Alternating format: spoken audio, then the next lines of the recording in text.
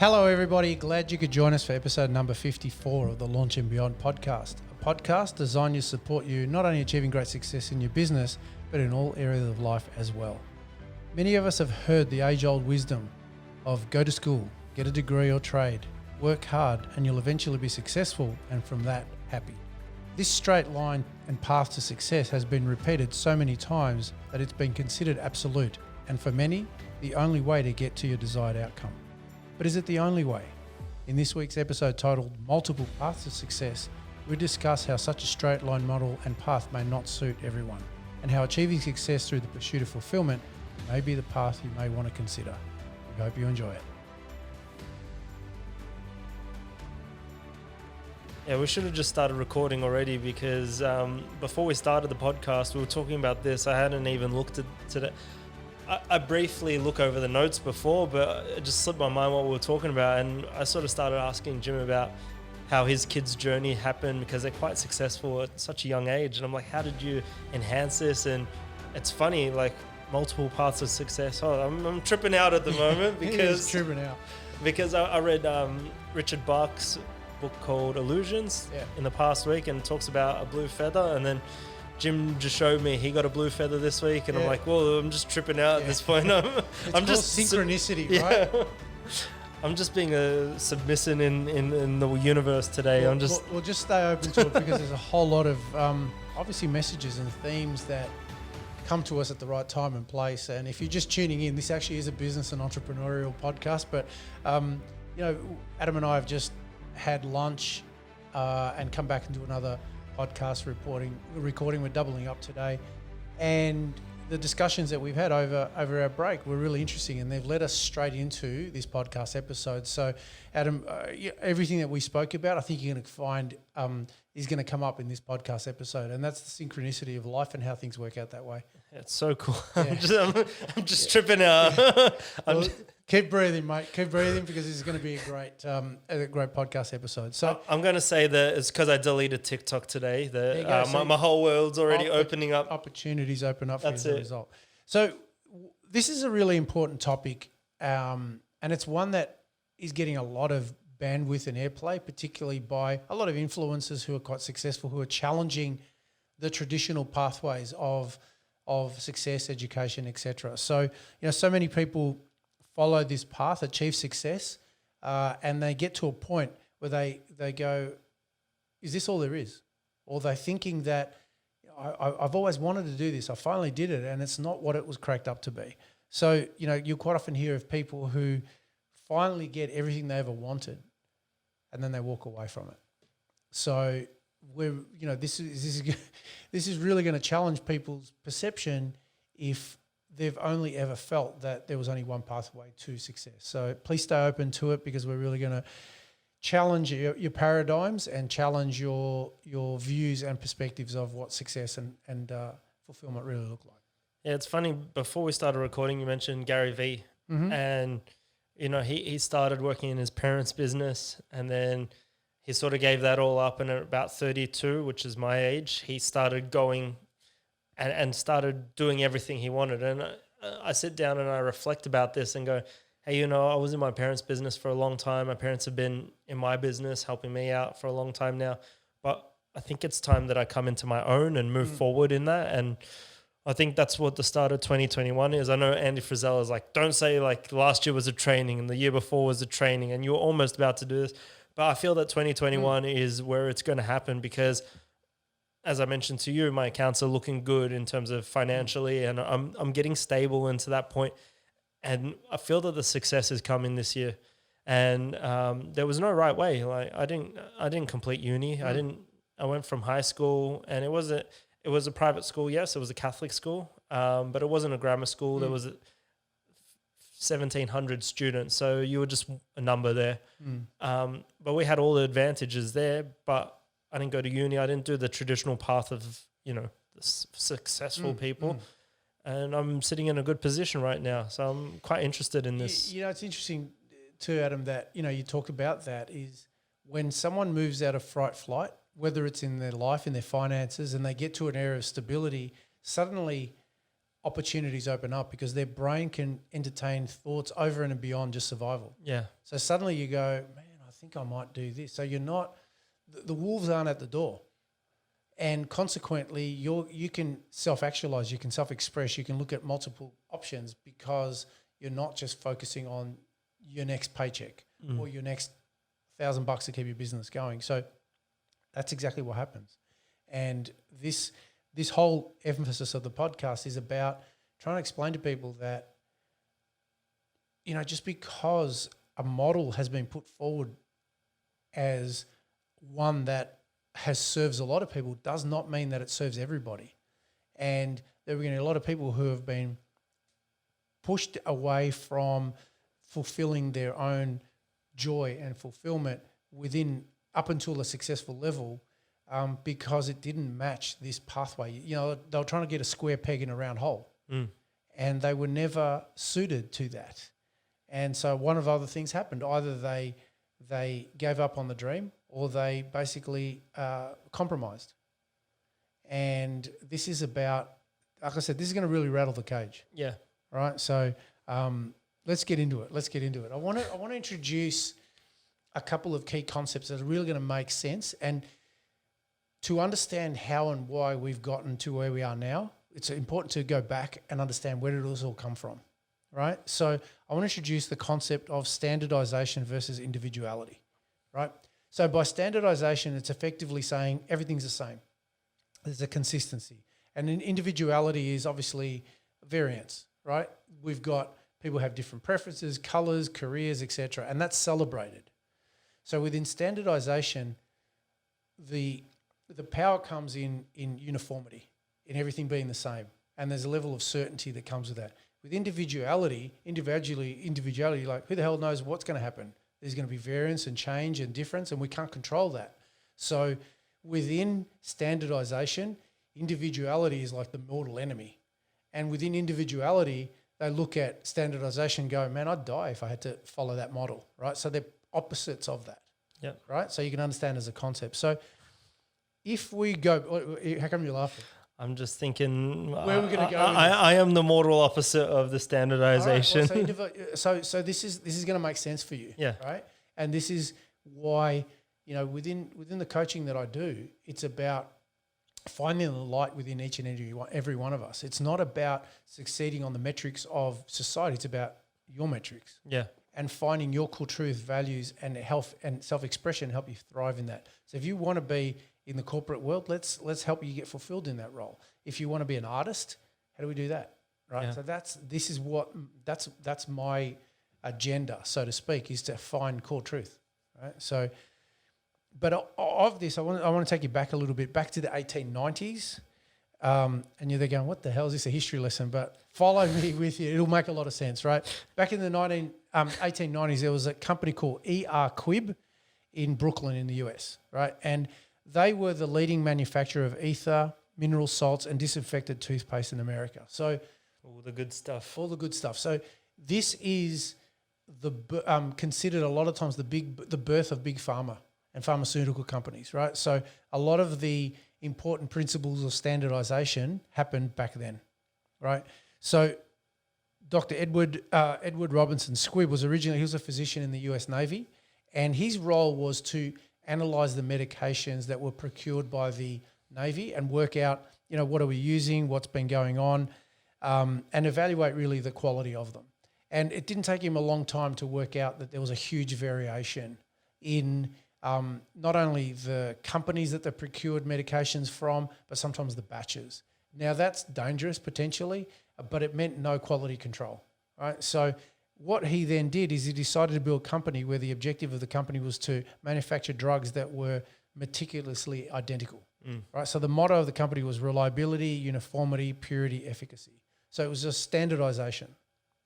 And so this as a concept was so successful that it started infiltrating other areas of life. So it started infiltrated business, and it went into the company Standard Oil, which was the first company that standardized kerosene. So it was run by J.D. Rockefeller, right? So J.D. Rockefeller, when we look at, to make us realize how big Standard Oil was and Rockefeller, how wealthy he was, when you consider some of the biggest companies like ExxonMobil, and Standard Oil and whatever, they were all one company. They were broken up into multiple companies. And so if Rockefeller annualized to today's sort of dollar, he would have been a trillionaire, right? He was that wealthy in there. So he got his incredible wealth through the standardization of kerosene, right, in that area. Now, Kellogg's was the first company that standardized breakfast cereal. Yep. So effectively they coordinated. And Ford Motor Company was the first company that created a car that could be used by general society, right? And Henry Ford had a popular saying that says, look, and that really hits on the essence of standardization, where he says, look, a customer can have any color car they want as long as it's black, right? So he had the ultimate self-expression block when he said, look, you either have black or black. Yeah. Right, that was it. This is your choice. This is your choice, you know? And so that you can start seeing that within industry, the mindset of individuality was a problem. Yep. And so they looked at evening things out by making sure that everything was the same. And same meant safe. Same meant consistent, right? So as this starts to spread, I'm just watching your face. The penny's dropping. You're like, holy shit! Okay, so this is how that's happening, and this is going to get really interesting as we go into this. I was talking about 1930s, like before the podcast, and you're like, no, let's go back we're further. Go back a bit further, right? Yeah, all right. So then, around about because around the 19th century and around basically leading up to the times that you were talking about, people started seeing that standardization was so effective for industry that they wanted to start standardizing humans. Oh, right. So they started going, okay, how can we make sure that humans are the same? Right. So in the 19th century, they started using craftsmanship. So a lot of individual craftsmen, when you look at some old furniture and stuff built in the 1800s, 1900s, still holds up incredibly well. The craftsmanship was phenomenal. Right. But the moment that they standardized that, things didn't seem to last in the same regard. So there was American, and this is going to be really interesting for you, Adam, because of the industry that you're in too. American industrialist was it Frederick Taylor bought into the relationship of factory production. So he basically had this concept that factory machinery is very expensive, but human capital isn't. So it's easier for us to standardize humans than machinery, right? So they knew what the production of the factory of the machine was. So they just said, okay, we just need to be able to standardize the performance of individuals and we'll optimize our profits. Yeah. Right? That's largely what the Industrial Revolution's been all about. That's largely how we've been optimized and be able to scale, but it just shows the thinking of the time. And, because back then machines were really costly, but human labor was malleable. How the times have changed. How the times have changed. That's why I said to you how ironic it is now, because these days, that's right, it's almost flipped the other way. Yeah, on the way to lunch, I'm like, I'm going to buy these machines because, it's going to save labor. Like the staff that are in the business, my business, will still be there supervising the machines, but we can increase outputs. And it's a better process than human labor is at the moment. It's more consistent. And especially it's interesting how that's progressing is when we look at AI technology, that will actually eliminate in a lot of ways the need for human capital. Yeah. Right. So it's really interesting how that's progressing. So continue on this journey with me as well. So this, as a concept, standardization started becoming really popular within the food industry. So Ray Kroc, the founder of McDonald's, started to standardize the delivery of. Come on, it wasn't Ray Kroc. Well, in terms of he scaled it. It was the McDonald's brothers. I know. But he was actually the one who made it a scalable business, right? He saw the potential. He saw the potential in the application of it. Yeah. So that's where the application of it happened in food. So the McDonald's brother built the system. He then just scaled it. He took it like a door-to-door salesman and sold it in every city around America. Yeah. And so that happened in food production. Then you went into the workplace, right? So you've gone into the workplace and you started to get standardization in terms of hierarchies within organizations. And so what started to happening was the development of corporations with top-down structures where you had managers who were accountable to a particular layer and level that oversaw the the efficient working of a particular level of workers at a certain level. And so there was no individuality that's heralded in this model, this top-down type of an approach, right? So you can start seeing how it's starting to infiltrate industry, right? The biggest one, and this is the one that Adam and I were talking about before, is that the educators of the time saw how popular and effective this was, so they started using this as a concept, standardization as a concept within education reform. So they started to design schools and educations this way, right? So they started using uniforms, standardized textbooks, grades, curriculums, semesters, and diplomas, right? So classes started to be started and stopped with a little bell like they do in factories to signify the start and the end, right? And there was in 1916, this one has always fascinated me, this quote, because when our kids went to a Steiner education, and Adam and I will talk about this earlier on, the reason why we went there was because it encouraged individuality, right? It encouraged self-expression, it encouraged following your own curiosity to find your own path rather than what everybody expects you to do. And so 1916, Elwood Cublery, in his guide to the educational standardization, said, our schools are in a sense are factories in which raw products, i.e. children, are to be shaped and fashioned into products to meet the various demands of life. So effectively, back in 1916, I should say, schools were seen as the ground for creating workers and people to fill in roles. There was no mention of individuality. There was no mention of finding anything that's of interest. It was preparing people for standardized roles along standardized pathways. You're teetering into the conspiracy theory side of things. Not so much. They're just molding us to be pawns in the grand scheme of things. I'm just basically connecting dots and allowing people to make up their own decisions about that. But fundamentally, when you look at this, it's not me making this assumption. It's stated that the whole process of that is to teach uniformity through and standardization through education. Yeah, but see, a lot of people would say that about you because you're an individual. Correct. That's the thing. They're like, you're just hating on the system because you're not part of the system. Like, So, but this is part of the reason. And if I'm going to champion the cause, see, the reason why you're right. I've always encouraged individuality, right? And so scenarios where people have tried to cut me to the standardization, I buck up against, right? And so I get that. I've got individuality. I know you and I have.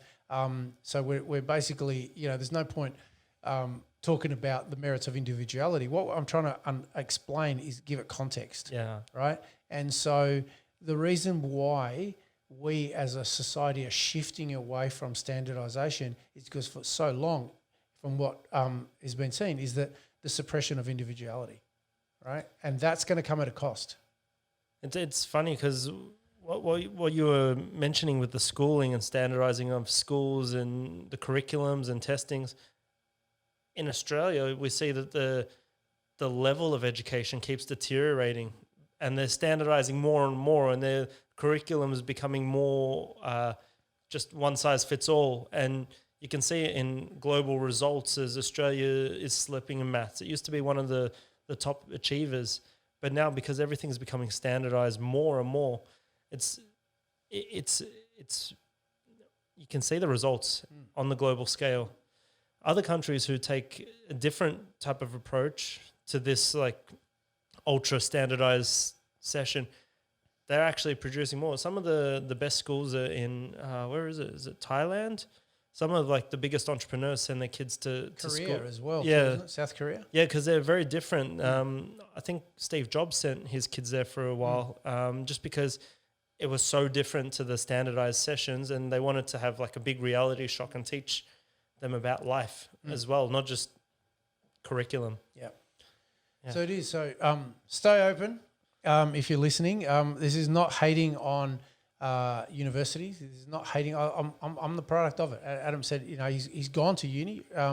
I've gone and have gone to uni for a long, long time, what I am understanding is there are multiple pathways. Yeah. Right? So this is what I just want to present before I get a whole lot of hate mail. Just stay open to what I'm talking about. No, it's interesting. I'm liking the history class. Right. Okay. Cool. So let's move into career mode, Adam, because particularly this as a concept really started to kick in the 1950s, where you started to have standardized life paths for professional services, doctors, lawyers, engineers, right? And in these situations, like, it's normal and it's appropriate that you've got a predetermined path and a pathway to get to the professional registration and professional standards, right? So we want an accountant. We want an accountant. We want an engineer. We want a doctor, a surgeon to have gone through the necessary training to get to that point. And there's a pathway and a process that is considered normal and appropriate to get them upskilled to that level, right? So society, though, has sold, particularly from a career perspective, is that this pathway is the only pathway. And for a lot of times, whether it's through employment, social status, financial security, a lot of times we've been sold into the belief that you follow this path, you go to school, you go to uni, you get a career, you get educated, you get success, and then you feel fulfilled as the only metric. And sadly, that's not happening. That's not happening for a lot of people. There's people who are following that pathway and are just disillusioned by it and running or walking away from it, or people who are refusing or choosing not to go into tertiary studies because they're looking at other pathways. So the real challenge and issue that has shown up for people, and we're going to talk about it in a little while, is there's been no avenue for individuality within these pathways. It was like, okay, you're a one-size-fits-all person along this path. Yeah. No, I'm listening. It's I just like, wanted to see if there was anything you wanted to add. I looked up and saw in there. So what, this is a really, I guess if there's ever energy that comes through our podcast episode, this is the one that, for me, there's probably a emotion involved in it because for me, like, it's really interesting what happens in one generation is my parents are post-war migrants who the only dream they had was that their kids had an opportunity for education. And traditionally, education has seen to be the pathway for basically success, increased income, increased higher standard of living, et cetera, et cetera. Now, how ironic is it that within one generation, being the beneficiary and the product of incredible education, university education, I'm looking at this and going, well, that may not be accurate. And so neither of my kids have gone to uni and aren't going to uni. Yeah. And they're thriving, they're kicking it, but they're doing it on their own terms. And this is what I want to put out there because I think that's what qualifies me to be able to say that, is to go, hey, I get it. I've been at the effect of all these, the dreams and hopes and the pathways and fulfilling the purpose that we're talking about. I've been at the effect and felt the pressure of someone who wanted you to succeed, to take up that opportunity, but I've also sat with it and went, you know what, this is great and whatever, but it's not all there is. And so I've tried to find the pathway where my kids could find their own truth and their own pathway, and I've given them autonomy over their own lives. Well, we should have got both the boys in for this episode so that I could have grilled them and gone, did you ever feel like the expectation of you trying to push them through that standardized course, or how did they arrive at this situation? Was it just, were you pushing them to be individuals? And like, it's an interesting, good point, because you can go, hey, we'll put you in an individualized or a tailor-made school, a Steiner school, and you pick your path. If you want to go to uni, you can go to uni, and if you don't, then it is. So it'd be interesting to see. Well, don't get me wrong. They weren't. There were times where they're just going, "What is this hippie school?" and stuff like that. It's only because I had done my own research to find out what kind of, if I could have future casted and went, hey, if we could have an adult having this kind of worldview, that'd be awesome. But how does this start? Well, it's got to start. You've got to, even from the education and the influences that they had. So the reason why I always loved that form of education was it always encouraged pursuing their own curiosity and finding your own interest. Yeah. And so whenever they would study geography, whenever they, they never had individualized lesson plans, maths, geography, etc. Or what they would do is they'd say, okay, this term we're going to study Egypt, right? And we're going to find out everything about Egypt, its history, its language, its currency, its songs, its culture. So they would have a whole theme. They'd have drama and act. So it would be just full immersion. So when you stop and pause and go, okay, if you take that as a model to life, and we've talked about it before, where you go, hey, I get an interest about something, I get on YouTube and I just follow it until I find that out. That's exactly the same thing. Yeah. That's individuality. That's following your own curiosity to find out solutions that you want. And if you're lucky enough to be able to monetize that and create an industry and a business and a way of making a living out of that, you're fulfilled. This is what my whole point is. Yep. What I'm talking about is, the difference between that and an unhappy journey, hoping that you get a happy ending, right? Where you hate every minute of it, but you went down this path because you tried to make somebody else happy, or you're living somebody else's dream. Yeah. When I'm writing stuff now, text messages, any body of writing, I used to give it to one of my sisters. Both my sisters are teachers, but I used to give it to one sister and she'd read it and she's like, did you even learn how to spell in school? Like, it's that bad. And now I'm on this journey of constantly reading books and trying to upskill and all this. Now I give her a body of writing. She's like, how'd you learn how to spell and use grammar after you finish school and you didn't even go to uni? I go, because now I've got that thirst for that knowledge. Like when I was young, it didn't interest me at all. But now because I'm doing it on my own terms and I'm studying how I want to study, you can see you can see the results and they're positive results because I actually want to do this. I actually want to get better in that field. I knew that it was a weakness. So now I'm like, you know what? I'm never going to have a weakness. I'm just going to push really hard and get better at everything. Well, it's very interesting because how many times the universal truism of kids is that when they're studying stuff at school, they're like, this is ridiculous. When am I ever going to use this? When am I ever going to use calculus, right? Yeah. My brother-in-law is he used to do a whole lot of laser cutting, and they would measure things within a thousandth of an inch, right? So precise. He'd have to be an absolute ninja in mathematics. And so the number of times he goes, I know when I'm going to use this again, like now and every day of my life, right? So it's really interesting how it happens, but at the time you can't always see the significance or importance of it. But it's really, really interesting how even sometimes the games we play or the interests that we have as kids start to become drives and passions that express themselves and play out into what we end up doing. Yeah. So the kid who was playing Lego constantly as a child ends up being a property developer or something to that effect. It's really, really fascinating how it plays out. And this is what I'm talking about is when you're following your curiosity and not the whole, people quite often go, yeah, do what you love and the money will come. People shit can that as a concept, right? Because they look at it and go, yeah, I like eating donuts all day, right? Is that going to serve me well? And they invalidate that argument. What I feel they don't do is give validity fulfillment. Yeah. Because when you're fulfilled, you'll find the energy to invest in improving self in that regard. Yeah, and that's how people are with me. They go, oh, you're a cook. How do you get to travel the world? It's like, because I'm a cook for the right people. Like there was no, just because I went to trade school and I learned how to cook in a kitchen, that wasn't me going to be a chef for the rest of my life. I knew how to accelerate that and how to be around the right people and how to move to be able to be a global chef. And I was president of the Young Chefs of Australia.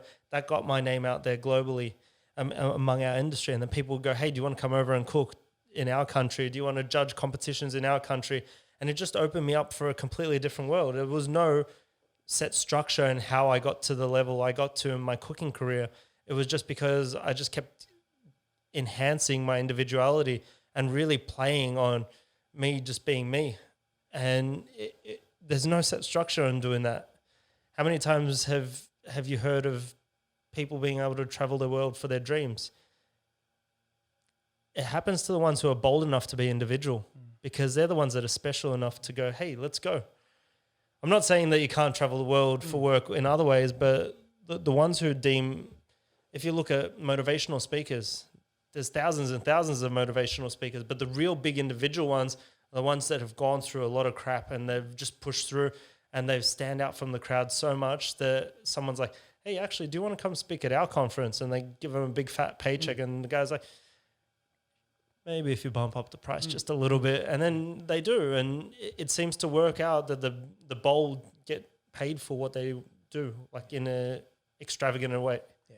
So really the essence, carrying on from what you just said too, is when individuality coupled with authenticity seems to be the real flavour of what society is looking for. You know, a lot of times we're tired of the sameness of everything, and we're looking for custom or bespoke or something that's specifically individualized to our needs, rather than everybody gets the same black car, right? So this is what society is craving for. So consequently, we need to flip it and reverse engineer it and go, okay, well, where does this start?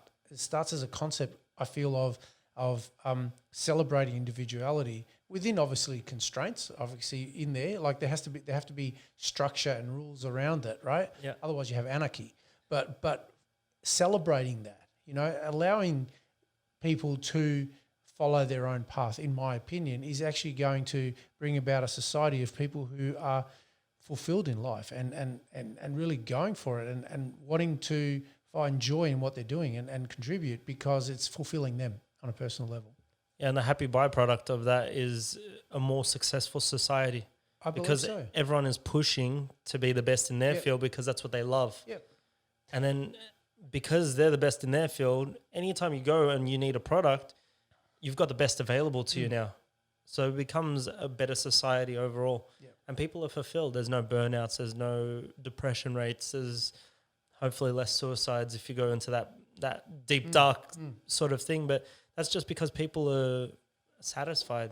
They're fulfilled. They're successful in their means and their definition of success, not just financially successful. Yeah. They're successful in happiness and however they define it. Yeah.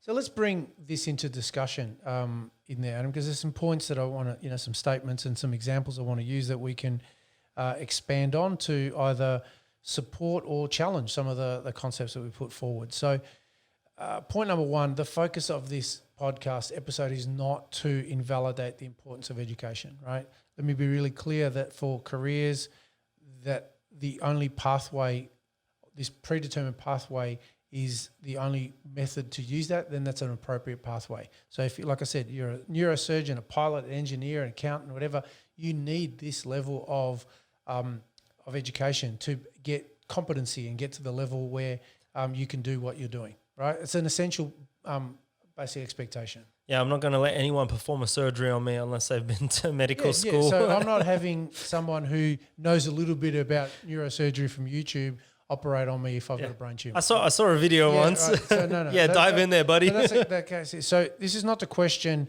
the cases where this is not the right pathway, but rather, is this the right pathway for you? So if you are thinking that you will gain fulfillment, significance, personal satisfaction in following career path you don't really want to do, even when you get to it, you're not going to be enjoying that to the highest level, right? So that's a really important distinction. It's about, I'll give an example. Have you ever watched the movie Patch Adams? Yeah. Right. So Patch Adams, fantastic book played by the late Robin Williams, talked about being a medical person in a era that did not celebrate individuality. Based off a true story. Patch Adams is fantastic. He would dress up in big red noses and clown and make fun when he was working with sick kids, right? When the standardized model was, no, we don't do that, right? So he stood out. Even though he was having phenomenal impact on that, he was just being himself. And so individuality within that context was almost tried to be suppressed. So that's what that is. So if you are going to follow a career path like that, to a point, it's about did I get on this right path for the right reason? Is this really fueling me? And how am I being myself in this expression of this pathway? There was one scene in the movie, I think I remember, where the head doctor was walking around doing rounds and he goes, patient number, whatever. And then Patch turns around and goes, but what's your name or something like this? And that just shows how the individuality, how he was trying to stand out in the crowd was, I actually want to look after you because you're my patient, not just because you're a number and you're part of my rounds case study number 765, whatever it was. He goes, what's your name? Yeah. Because I actually care about you. Yeah. And that's how you can be an individual in some situations where there is standardized, and there is a standardized level for a reason. Yeah. You don't want doctors running around the witch doctors. Yeah. Like I said, it's an important process. So it's not, let's not invalidate the We're not bashing. But that's where it's appropriate, right? In other areas, point number 2, where there are multiple pathways to success, and business is particularly one of those. Not everybody has to follow that model. Not everybody has to have an MBA. Not everybody has to have had a degree in business to be successful at business. Yeah. You know, Bill Gates dropped out of Harvard, right, to go off and launch Microsoft. Multiple stories of people who have excelled in business either didn't go to school or did not follow the conventional pathway to success in that area. Steve Jobs as well. Steve Jobs is another one, you know. So that was and here's a really interesting one. This, when I was putting some thought into this podcast episode, I came across an article which is absolutely fascinating. You know, you might notice I use the word fascination because a lot, right? That and navigate are probably my 2 favorite ones. And fascination, I try and stay in fascination and curiosity because that follows my own path. And I go, wow, this is really interesting. And I just follow that. And whoever likes hearing about that is going, wow, that's great. Whoever's bored, they're gone, right? But at least I'm entertaining myself, right? Yeah.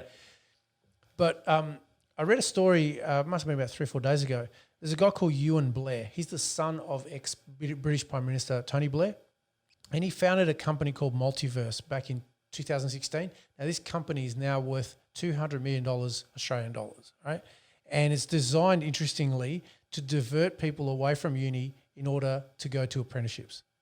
Here's the really interesting paradox that I found is that Tony Blair, when he was Prime Minister, his objective was to have half the young people attend university, right, that were finishing high school. His cabinet and his successors took about 20 years to achieve that. And so this is really interesting. Even within one generation, Ewan now is doing something that his father almost did the absolute opposite of as a vision, which is what I was saying to you about, you know, my mum and dad wanted me to become a doctor, and I did. And then suddenly I've gone, okay, I don't have that expectation on my kids. Yeah. A lot of the guys I went to uni with, their kids have followed on the pathway and they're studying that, and that's the right decision for them. But I didn't. I don't know why specifically, but what's really interesting about Ewan is that now he says that his dad is a really big fan of what he's doing because he's recognised that universities aren't the solution to everybody's needs that he once thought they were. Yeah, well, again, using my personal experience, my parents had businesses, my uncles had businesses, my whole family, in essence, my uncles, they all had their own businesses. And I grew up in the world of entrepreneurs, so I would see it everywhere that I went.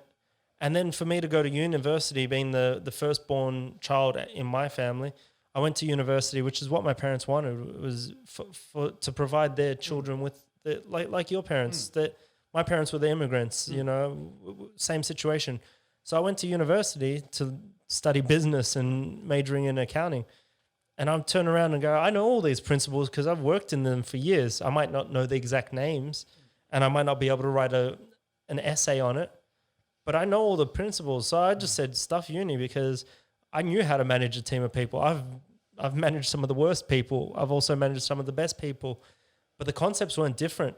And just because I couldn't remember Friedman's 12 laws of whatever, it doesn't mean that I was any less of a business owner. My parents didn't have that, and they did that quite well. My uncles didn't know that, but I think they had 6 or 7 restaurants at one time. So from people who didn't have an education, they were living that entrepreneurial dream. So it showed to me I didn't necessarily have to go down that standard course to own a business. And yeah, now I know more terminologies, and because I'm looking to be consulted in business consulting. So I need to learn about what KPIs mean, and I need to be fresh on some of the terminologies that an MBA person would know. But at the same time, my business is successful. So I can transfer those key knowledges over to other people, but I'm doing it through my own way and learning on the job. And that's where I think there are apprenticeships instead of unis for a situation like I have is fine, because I've learned way more in business than in the school of business. Otherwise, I would have finished uni. Yeah, so there's a different application. There's an academic versus a practical application of it. So So instead of university, the apprenticeship, yeah, so that as a model is suiting a lot more people. So point number 3, and this is really, I guess this is something that is important for anybody, whether they're commencing a journey in business or whatever. There are always going to be obstacles, setbacks, and periods where you feel like you've got to backtrack, retrace along the way. It's not always, or very rarely, a straight line. It's a series of wiggly lines, twists and turns, kind of more like a game of snakes and ladders than anything else. And that's the process of it. And what that may sometimes mean is that for you to succeed on one level, it may not be in the route or the strategy or the pathway that you thought it was. It may be a different way. It may be you've come up against a dead end in one approach, but that forced you to become resourceful enough to find another pathway. And that maybe that didn't work either. There's a great podcast that I've been listening to lately, and it's amazing how they show up for you at times that you need things. But there's a podcast which is called We Regret to Inform You. It's a fantastic podcast. It talks about the journeys of resilience and perseverance people have had to go through in order to succeed in their endeavor. And they had musicians, they had business people, they had entertainers, they had, you name it, Jay-Z, a whole lot of people they were talking about in the industry who, and like, it's astounding the setbacks that these people had. And they thought they were going to progress one path and they've totally flipped and gone another way. Yep. Riveting listening, right? But you mentioned Ed Sheeran was on it? Ed Sheeran was on it as well. It's just fascinating to hear, and because sometimes you're getting your ass handed to you left, right, and center, and you're thinking that this will never happen. And to hear someone who you assumed, they just got it all the time, you don't know their backstory. Yeah. And had they not had that resilience and perseverance, you never would have heard of them. Yeah. Really, highly recommend that one. To listen to and get encouragement and support from those kind of resources. Yeah, but mind you, if you're looking, I guess this happens if you're an entrepreneur or an entrepreneur. If you're highly excelling an individual and you're working in a corporation, a company, however you want to describe it, you might be going for a role and you might not get that promotion. That hurts. That's a setback. That's an obstacle. So there's no right or wrong way. Just because you own a business doesn't mean only business owners deal with this. People who are trying to work their way up in someone else's business, they can deal with this too. So individuals can be in a business, but they can also own the business. It's not a one size fits all. And that's the whole part of being an individual. And to just be a highly excelling person, you can do it at any platform. It doesn't just necessarily have to be, you have to own your own business. So every part of being an individual, there's going to be some type of setback because you're trying to break the status quo. Rather than you being around for 10 years to get a promotion, you might be ready for it at 2 years or 3 years. And because you just stand out too much, you're like, oh, that person's a bit of a liability. Let's let them be in the system for a little bit longer just so that they can get groomed into our way of thinking. So sometimes it doesn't help you being an individual as well in a corporate system, but there are setbacks there and there are ways around it. You've just got to be wise enough and smart enough to play enough of the game so that you can show them that you'll be there, but then accelerate your career faster. Yeah. No, good point. So Adam, I mentioned earlier on about following your own curiosity. So point number 4 really is an expansion of that. Following your own curiosity and acknowledging your own individuality will assist you to happily achieve versus achieve to be happy. I'm going to come back to that podcast that I was talking about We Regret to Inform You, and there were 2 great stories. One was Lady Gaga, where they profiled. The number 2 was RuPaul. Yeah. Now, both of these entertainers have got an individuality about them that sets them apart from everybody else. And so many times people were told, you're too much. Yeah. Or this isn't appropriate, or why can't you just be like everybody else? And they had to cycle through that and find their own expressions. They're still doing music, but the moment when they owned that individuality about them, they went to another level and they got to breakthrough level. So I can't help but put that within the context of how important that is. And it's okay if the standardization does it for you. I'm not, and I guess people who are in that model may not be been listening to what we're talking about here. We're talking about the people who just know in themselves that they're not suited to standardization within the life they're living. And there's a part of them that feels caged, a part of them that goes, I need to do something else. I'm going to explode. I'm going to implode if I've got to do this for one day, week, month longer. That's who I'm talking to right now. It's the people who have somehow basically put a lid on their own dreams, but they know that they're settling, right? And if that was me listening to this, I'd be pacing like a caged tiger right now going, they've got me. He's got me. He's talking to me. And so there probably is someone out there who is doing just exactly that. You're the one I'm talking to. And this is what it costs you, is that you'll have a particular level of living, or you'll have a life that may have specific trappings of success, but at some core level, that's not fulfilling you. This is who we're talking to. Yeah, that's where social media can be really good, because you're so individual and you can reach a level of exhibition that you wouldn't be able to reach, 15 years ago. I saw a guy on TikTok that was singing an old, it seemed like an Irish folk song, and he sang it, and then another person duetted it to add a bass line in, then another person added in, and it just sort of became a collaboration online. But this guy was a plumber. And then because of that one song and him being an individual and writing it was like a Irish shanty type song, he signed up to a record label instantly just from that one video that he just posted. And it was just showing that even though he was a plumber, his individuality kept coming out through his song and his lyrics and all this stuff. And he got picked up, not in a conventional way. He didn't go on one of those singing shows. He didn't have to post 100 things on Spotify. He was just making a song to make a song and just posted it online. And it worked out really well for him. And he's not the only one that's had that happen.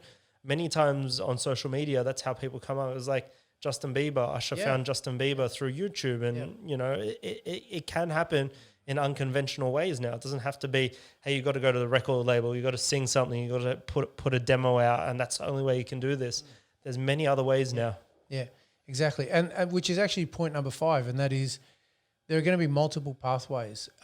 Your traditional pathway of thinking that this is how is always, this is the only way to do it, may be debunked, right? There may still be careers that you have to do that follow this pathway. But look at 2020, where even the education delivery system was changed. Everything that was face-to-face suddenly became virtual and online. Suddenly a whole lot of people went, okay, I'm selling programs to people in my city, but now I've done them online. Well, what stops me from doing it and selling it to the world? Right? So there's multiple opportunities that show up if we take the setback and take the learning and ask ourselves some questions about, what else can we do? How can we do this differently? How can we improve on this? And is this just a temporary setback, or as opposed to the whole idea is not worth pursuing?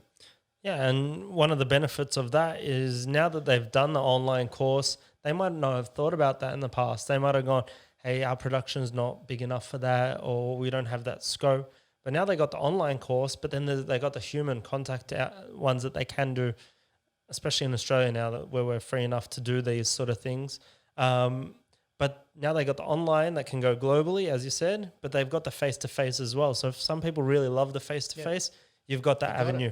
And if you've got the global worldwide ones, you've got that as well. And it's just showing you that you can become more and more exponentially successful using technology and different methods of selling yourself. Great. Yeah. No, that's really good. So for me, in terms as we come to the close of this podcast episode, it's really about there are multiple ways of achieving an outcome. And if the standardization has come with a lot of benefits, it's created consistency, it's made safety in a whole lot of industries, and it's ensured that we had reproducibility across the board. They're the benefits of it, and they're the parts that I acknowledge and appreciate. The effect of that, I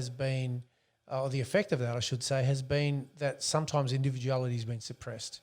And sometimes if we don't portray a picture of standardization within an industry, then hang on, let me rephrase that.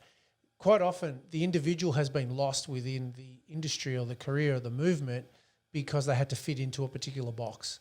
And so what I am seeing more and more, you mentioned on TikTok, but you're seeing people who may be professionals who have got an individuality component, and so they're doing videos in a way that you go, I never would have considered that slant. There's a great dentist who does these videos before TikTok, and there'd be songs, and he's talking about educating you about looking after your teeth, and he brings in top 40 songs, and he introduces dental terms in there and makes it all. He's basically an edutainer, right? He's educating you and entertaining you at the same time within dental, and that's brilliant. So that's what I'm talking about, is the individuality is celebrated. There are probably traditional dentists who are looking at that and going, well, never in my day would we do that, or how is that? That's not professional. But what he's done is he's embraced his own individuality within that path, and he's appealing to people who go, oh, dude, you're not just a wet blanket. You're actually, there's a person there. I really am drawn to that. So this is what the context of today was about. Which would, especially with dentists, because, everyone's always pretty scared of dentists with their drills and all that. So he's probably trying to humanize the whole situation, trying to make it lighthearted, not focusing on the fact that he's going to drill into your tooth or rip a tooth out. He's going, no, it's fun. Yeah, I've got two of my cousins are dentists, and that's what we talk about all the time. Is how do we do that? And I showed them these videos. I said, "What do you guys reckon? You're going to do videos?" No, not like that. But they understand the importance of that as a role, and that's what I mean when you're bringing your professional and your individuality together. And it could work magic for you, and that's how they're really happy. There's a dentist, another one called Paddy Lund here in Melbourne, who when he practiced under the traditional model of dentistry, he was going through massive depression and whatever, and just one day he just went, "That's it, that's done." He rebranded his whole dental practice around how he would want to have it done, which was totally different from everybody else, and he's never been happier, never been busier, never been more profitable.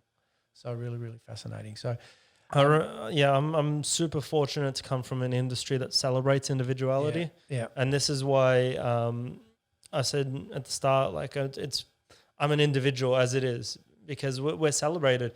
The best chefs are the ones who create the best new food trends, and to be in fine dining and to be able to create stuff that people haven't seen before, or to be on stages in a global arena and showing a demonstration that people wouldn't have even thought about, and they're like, wow, that's blown us away.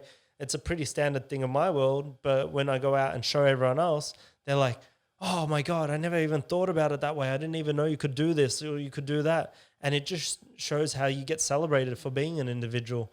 And I'm very fortunate to have that as my background. But it can be in every industry, as you've outlined. It could be in medical and...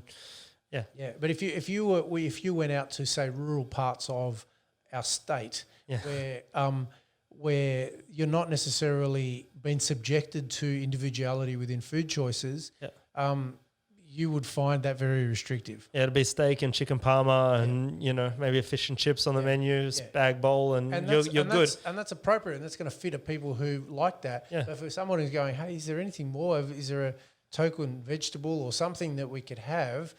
That's what I'm talking about, individuality. And so I remember there was a restaurant. We lived in Dubbo, country New South Wales, for quite a few years in the middle of steak and veg country. and yet the busiest restaurant around was one that created dishes that nobody else would even consider. Yeah. And they took a punt, they took a risk by introducing food choices that are not the staple of that era, and they kicked it. They kicked it to the curb because they actually expressed their own interest and individuality and brought an audience of people with them as well. So. Well, that was like one of our best restaurants in Victoria was in Bray. And Bray is like 2 hours out of Melbourne. Like it doesn't necessarily mean you have to be in Melbourne to have the best restaurant in Victoria. Like, you know, it's amazing. You can just shine wherever you are and just embrace that individuality. Love it. Love it. That's probably a great way to finish off our podcast episode today, Adam. So thank you once again for joining me, and thank you also to our listeners for joining us once again on this podcast. This is a reminder that you can connect with us on Instagram, Facebook, and our extended Launch and Beyond community on these channels. If you've got any questions or comments you may have about the podcast or anything specific or you'd like some support on, please feel free to reach out. Your thoughts and questions quite often are the same that others have, but because you put them forward, you commence the process of getting conversations going, which may have a great ripple effect and much greater ripple effect than you may even realise. And finally, if you're enjoying our podcast and finding value in it, we'd really appreciate it if you could go over to our iTunes, and leave us a review. That allows us to reach more people and have a bigger impact on our community. So for me, thank you and goodbye. Thanks, guys. See ya. Bye.